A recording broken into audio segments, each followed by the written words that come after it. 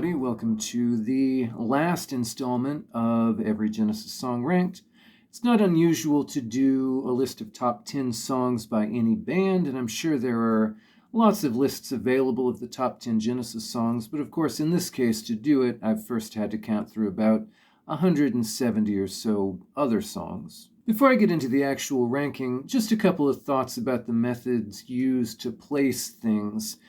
I may not have said this overtly in earlier videos, but ultimately this is based on my own personal enjoyment, right? The question in a placing really just comes down to, which of these two songs would I get more pleasure out of listening to right now? Now you can imagine some alternate top 10s based on other criteria. You can imagine, let's say, a top 10 based on the significance of the songs in terms of how they've shaped the idea of the band among fans and critics and the public, how durable they've been in compilations and radio and during concert sets. And that would be what you might expect from like a mainstream outlet like Rolling Stone or something like that. It might look something like this. You could have a top 10 based on how generally beloved the songs are among the prog rock fandom, which would look something like this. You could try to have a top 10 based on a reasonably objective appraisal of quality where value is either given to complex and innovative musicianship or to innovation in production and soundscaping. That might look a bit like this. But the problem with all those methods is that below a certain threshold, you end up with like a 60-way tie, right? None of those are really going to be helpful in distinguishing which of the Calling All Stations B-sides is the best, right? So the only viable tool for a list of this scale is personal taste, basically. Now, there have been some suggestions that the occasional unorthodox choice is driven by narcissism, the implication being, I guess, that the list will be more interesting if I put Twilight Alehouse higher than the Musical Box. Now, I might say more about this later in some other context, but, all else being equal, I'd honestly rather people have a positive reaction to what I do. But it's not going to be any fun to put together an argument for why the Musical Box is like the third best Genesis song. That's not really actually what I believe. And with all that out of the way, just another thank you to everybody who's watched, supported, commented, etc. It's been very interesting to see people's reactions. I certainly do appreciate it. And I'll get underway with the final 10. So number 10, I've put the Fountain of Salmacis. And, I don't know if it's possible for an epic song with the classic lineup to really qualify as underrated. But if that is possible, then I think this might be the song that does that. When I talked about the Musical Box, I mentioned that it felt more like a series of segments kind of stapled together than a lot of their other epics, right? And the opposite is true here. Even though we know from the Jackson tapes that some of this was built from slightly older material, it still really has an elegance and a smoothness to how it all flows together, which are almost supernatural. The pieces kind of mesh in a way that has the mystifying grace of a dream, and that dreamlike quality is enhanced by the sense of mystery and longing in the lyrics. I'm particularly fond of the way during the intro that the drums and mellotron and guitar kind of rise and fall in these tidal washes. It's a great example of the fluidity of the whole piece, and it's a tour de force for the rhythm section as well. And, I keep using the word fluid over and over again. I'm a little bothered at myself for that repetition. But I really can't think of a better way to describe just the kind of complete slipperiness of what Phil is doing and that, searching, sliding, melodic bass line. And in the musical sense, that musical fluid texture matches remarkably well with the lyrics, both in the sense that it's literally about a fountain, but then also in the sense that it's a song about gender fluidity, right? In a very classical and mythical context. So the level of composition and playing is great here, but I think that merger of musical texture and lyrical theme is really exemplary of their best qualities. How conscious it was, I don't know, but it's always registered to me as incredibly effective, and I think this is a brilliant song. Personally, my favorite on Nursery Crime, and one of my favorites of the whole classic period. Number 9, I have Back in New York City. Now, this is mostly a beloved song. I don't think anybody will be too mad to see it here, but why is it so great? I think to some extent, boy, this is a crass way to put it, but it's really just a matter of how much it kicks ass, right? Which isn't even reducible or interesting, but it's a factor. It's exciting to hear people play this hard and loud and heavy, and they're doing it here in as sustained a way as they ever did under Gabriel. But what I find fascinating as well is the paradoxical combination of stiffness and nimbleness. The main riff of the song has this kind of lumbering, jerky, awkward quality, but then Phil is playing around in the gaps of that riff, and the whole band kind of jumps so capably between the rhythms of the different sections. So somehow the musical texture here is rigid and flexible. It's elegant and lumbering. It's graceful and it's thunderously intense all at the same time. It kind of has an integration of paradoxes in that way, and that's really what defines the song in my mind and makes it such a distinct achievement. Number 8, I've put Me and Sarah Jane, which might not be a choice that many people would expect to see in the top 10, but I'll make a case for why. This isn't a short song quite. 6 minutes obviously is fairly long for radio play, but it's a song in which compositionally there's no wasted space, right? It's a constant build from near silence to this fairly intense climax where new layers are coming in every bar. It's composed and dynamically managed in a way that is just as effective as one of the epic pieces from the Prague era, but it's in a way where that dynamic management just reaches this incredible level of concentration and focus. And, like I've said a few times in other songs, Abacab marks this new attention to sonic detail. And this song is full of great little sonic touches, right? The way everything kind of rises up out of and then falls back into that little drum machine. The vocal effects on the midsection, I think, are really lovely. And the lyric is emotive and emotionally delivered by Phil, but it has this fragmented, puzzle-like quality which gives it a cerebral appeal as well. So what I'm getting at is that this song is one of the very few places where the compositional sophistication of the old material is integrated with the sonic sophistication of the new material, and those things are brought together in a piece that doesn't have a wasted second, right? And I guess you could say some of the same things about a song like Home by the Sea or a song like Domino. And I've made some of those comments about those other pieces. But just something about the way that this song is so restless in its dynamic arc, I think is one of the great unsung achievements of their whole discography.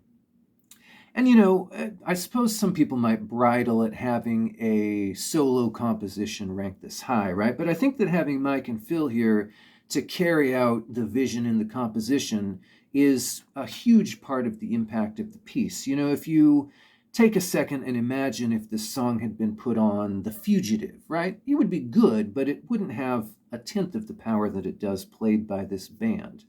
And this is, to me, about as good as the trio lineup gets, with one significant exception that will appear momentarily. Number 7, I've put Can Utility and the Coastliners. Over time, certain songs I think have come to be broadly regarded as underrated in such a manner that it's said so often that they're underrated that they kind of probably become what you might call properly rated. And this is one of them, right? I think it's a little easy to overlook it sometimes in the flow of this album because it doesn't have the relative catchiness of Watcher of the Skies or Get 'Em Out by Friday. It doesn't announce itself as an important work the way that Supper's Ready does.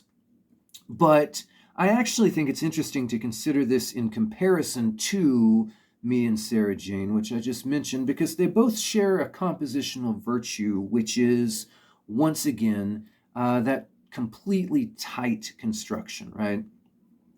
The theme of tides lyrically is significant here, I think, because the introduction has a tidal quality of washing in so gradually that it sneaks up on an inattentive listener. And this is as close as they've done to a through composed song with a build-up and a climax that feel intuitive but unpredictable at the same time. Now, obviously, they've done other songs during this period which are longer or in some ways more complex, but many of those I've ended up putting further down this list, right? Because in addition to the remarkable amount of sonic information that it packs into a fairly short space, I think it really also is, frankly, just lovely in each second, right? Any 10-second snippet of this is completely lovely in isolation, but also fascinating in the way that it builds into the larger structure. How the whole song kind of washes in, builds, recedes, builds again, once more, I think, in a very tidal way, and how every moment contributes to that format. Number 6, I have the Lamia. I remember when I watched I think it was Tony in the reissues from 2008, in the interview that came with the reissue for Lamb, Tony laments the idea that certain songs from Lamb Lies Down on Broadway are musically very strong, but maybe have had their impact or their legacy restricted by the way that the lyrics are tied to the concept. He mentions the Lamia in particular.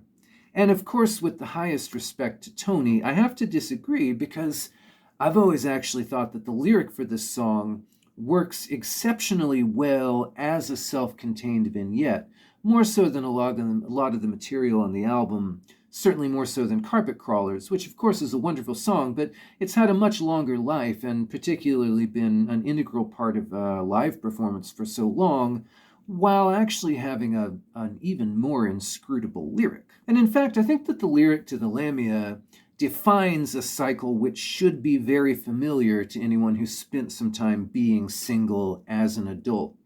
You know, you meet someone, you become infatuated very quickly, you act impulsively, you discover that the other person isn't quite who you thought they were, you hurt the other person without really meaning to or understanding how you've done so. You walk away from that situation feeling like something has happened you don't quite understand, but which has made you aware of something in yourself that makes you uncomfortable. So the combination in these lyrics of, on the one hand, this surreal, grotesque imagery, and on the other, real feeling, right? Lust and passion and horror and confusion and ecstasy and mourning, that is emblematic of what makes a good prog rock lyric interesting and affecting in a way other things aren't. And again, some people may find this statement absurd, but to me, this song has always done a really fantastic job of metaphorically conveying the emotional cycle of a really dreadful one-night stand. I don't think Peter necessarily meant to do that, but he completely pulled it off. Now, musically speaking, when I first started playing piano, I spent a couple months learning the piano part to this song, and it still takes my breath away when I play that main verse section. You know, I don't have the theoretical knowledge to break down what's happening in terms of that progression, but it's such a moody, beautiful, enigmatic series of chords. And the arrangement on this song is fantastic in a way that I think is easy to overlook. You know, by this point in their career, they'd done a lot of instances of those interlocking patterns of harp-like acoustic, right? But this is as tightly woven a bed of those textures as they've really ever put to record. And I love how subtly it builds over the whole verse sequence. I love the backing vocals that are mixed so subtly that they sound like ambient synth. And the way that weird, quiet little melody after the build-up first is played on the piano, then later on the keyboard. There's so much effort here at enhancing the instrumental texturing of the song, but none of that effort shows itself off. I think the subtlety of the intricacy of the arrangement here is just lovely. And that final guitar solo is, of course, magisterial. And I know a lot of people were bothered that Steve re-recorded it for the live version on Archives, but I think that Steve's concern for it, his attention to it, are kind of a subtle recognition that he regards this as one of his finest points in their catalog. Number 5, I've put Firth of Fifth. there's another interesting lyrical tie-in effect here, which is that time has eroded away bits and pieces of this track in a way that feels a little bit like soil eroded by water. And so eventually, of course, it was reduced to the core element of the first, that frenetic keyboard solo, and then the kind of the gorgeous riverine guitar solo. And it would earn, I think, a place in the highest echelon if it were just those pieces. Now, the seconds out version hits probably the hardest and the most soulfully. I do think that Daryl's more technical arrangement of the solo is ultimately a significant part of the song's legacy as well. The piano intro is a joy as well, of course, even though it was the first thing to go in a live setting.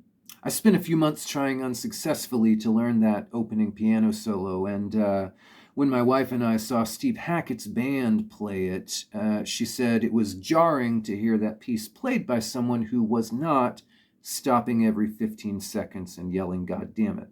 But those pieces are framed wonderfully by the main song, which has this kind of regal, plodding quality that, again, feels appropriate to the theme of a majestic river. The lyrics get a bad rap sometimes, but they are full of vivid images, rich turns of phrase. Number 4, I have Dancing with the Moonlit Knight. In an earlier video, I pointed to Stagnation as a song that showed everything they did during the Prague years in an embryonic form, right? And this shows everything they did during the Prague years in a mature form. I don't know if I can think of another song of theirs where every single possible dynamic level is on display, every gear from literal silence all the way up to the heaviest rock that they were capable of. And it's, in that regard, maybe the most self-evident pick on this list other than number 1. I don't know, honestly, if there's much I can say about its greatness that hasn't already been said. But as a 10-year-old, this was the first Gabriel-era song I heard by the band. And as I've said in other videos, it was immediately clear that this was something totally alien and beguiling that had to be met on its own terms. But the key is, it was also clearly exciting enough to reward the effort to meet it on its own terms. And that, I think, is the definition of what makes effective progressive music, and something that this song does incredibly well.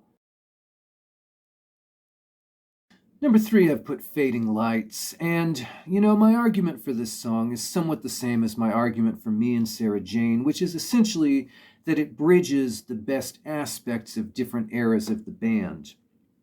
Now, in a few different songs in this video, I've been talking about the ways that the fantasy lyrics in the early material can work as a vessel for emotion. Just a little bit earlier, I was making that point about the Lamia. And I certainly don't agree with the idea that the Prague-era stuff is inexpressive or emotionally stunted. But there is also something to be said, I think, for direct feeling, for unambiguous sentiment, for the plain statement of a simple idea passionately felt. And the quiet parts of this song are about as moving and effective a version of that as they've ever done. Now, as for that instrumental section, there's an interview with Tony where he says that the solo in the middle of the song is a bit like the journey of a life, right? Which makes a lot of metaphorical sense. Again, we're back to the theme of the kind of the synergy between the music and the lyrics. It's interesting also because he said that Second Home by the Sea is representative of the lives of the ghosts. So in some ways, I suppose you could see those two songs as like dark and light twins of each other, right? But leaving that aside, this is a profoundly moving work, draws on all the things that make this a strong and unique band, over and above any kind of genre or classification. Number 2, I've put The Cinema Show. Now, a lot's been said about the instrumental half of this song. That has been the most enduring piece of it, and I don't really have anything new to add to the praise of the back half. But I think it's also important not to forget how absolutely lovely the first half of the song is. Listen to those descending acoustic chords right at the beginning, listen to the way that all the instruments weave together in the arpeggio under the verse. That passing chord right before the title line at the end of the verse.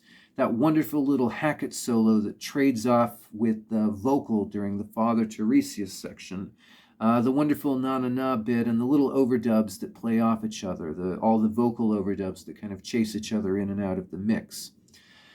Now, a lot of those instrumental textures are a key part of their sound up through Trick, but every moment of that first half is jewel-like in its clarity and precision and beauty. And then the big keyboard solo at the end is pretty good too. And of course, number one, I don't think there was ever really any doubt that it would go here, was Supper's Ready. So one thing I've been thinking about in the course of doing these videos is the idea of things being more than the sum of their parts, which is, of course, an incredibly familiar, over-familiar catchphrase whose very over-familiarity has diluted, I think, the power of a very profound idea. The only other way I can think of to describe it is synergy, which is a word that's been pretty thoroughly ruined, even though I just used it a couple songs ago. So, you know, The Lamb Lies Down on Broadway is my favorite Genesis album, and it contains the song Ravine, which I've put lower than any other Gabriel-era song, right? Because that piece gains really all of its power and atmosphere from the way that it sits between two other songs. I like Peter Gabriel-era Genesis more than any other era of the band, taken as an era, but I've just said that I like Fading Lights more than all but two of the songs created during that era. Trick of the Tail is maybe the most consistent and consistently best of the Phil Collins albums. Nothing from it is here in the top 10.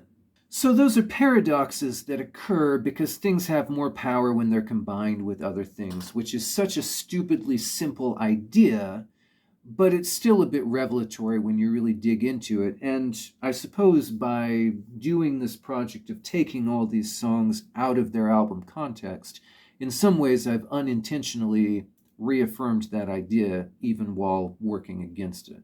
Now, in regards to Supper's Ready, again, you know, there's any number of moments that could be called out here, right? The electric piano solo at the end of the Lover's Leap section, which has the kind of sinister dancing quality of like a will-o'-the-wisp or something, you know, or the way that the guitar and the keyboard swirl in unison at the end of the solo in Ignacton and yada yada. The way that they make the keyboard kind of seem to inhale and exhale during How Dare I Be So Beautiful. That production effect is so simple, so brilliant at the same time. I actually didn't really ever know how they did it until I looked it up just now, and it's very obvious when you read. Or the simplicity and spaciousness of the Willow Farm section. Something about the arrangement of it almost feels like this is a very strange comparison, but an AC/DC song in terms of the kind of stop-start quality and the way that it's comfortable with space. And of course, the last two sections, which are so well established in their brilliance that I won't belabor them here. But the obvious point, and again, maybe this is such an obvious point that it doesn't quite bear making, but I can't think of any other way to describe the brilliance of this song without making this point. The obvious point here is that the ultimate genius lies not in any of those individual sections, but the way that those ideas are piled and piled and piled and piled on top of each other in such a manner that they then consistently enhance each other, build on each other, add to each other's mood and atmosphere, rather than sapping each other's momentum. You know, there was, of course, a compilation and a documentary titled Sum of the Parts a few years ago, which gestured at the way that this has worked in terms of personnel, but I think this is the smartest use they've ever made of that effect in terms of song construction. All right, so that's the whole series. Thank you much for sticking around. If this is your first time through, there should be a link to a playlist somewhere around here that will take you back to the beginning if you want to start there. I have a few other thoughts related to this topic that I'll probably bring in over the course of the next couple of weeks. A couple other people have done versions of this list that I haven't looked at yet. I've been meaning to chat about a couple of comments that I thought were perceptive. I've spent a lot of time on this cow. I want to milk it a little more. Other than that, once again, thank you everyone for your time and attention. I do hope you have a good week.